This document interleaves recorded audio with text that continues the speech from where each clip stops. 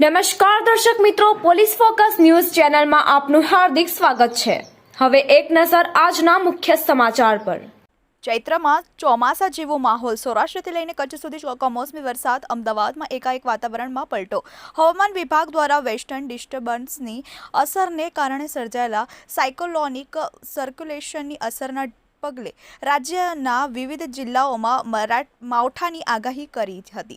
ત્યારે રવિવારે ખાસ કરીને સૌરાષ્ટ્ર, કચ્છ અને ઉત્તર ગુજરાતમાં કેટલાક જિલ્લાઓમાં કમોસમી વરસાદ પડ્યો હતો। અમરેલી, મોરબી, દ્વારકા, પાટણ અને કચ્છ સહિતના જિલ્લાઓમાં વરસાદ વરસતા વાતાવરણમાં ઠંડક પ્રસરી છે। બીજી તરફ અમદાવાદમાં પણ સાંજે એકાએક વાતાવરણમાં પલટો આવ્યો છે। વાદળછાયું વાતાવરણ અને ભારે પવનની સાથે ધૂળની ડમરી ઉડી રહી છે। પરિણામે વાહન ચાલકોને મુશ્કેલી પડી રહી છે। મિત્રો, આવા જ અવનવા સમાચાર જાણવા માટે અમારી ચેનલને લાઈક કરો, સબસ્ક્રાઇબ કરો અને બેલ આઇકોન પર પ્રેસ કરો, જેથી અમારી ન્યૂઝની બધી જ અપડેટ આપને મળતી રહે।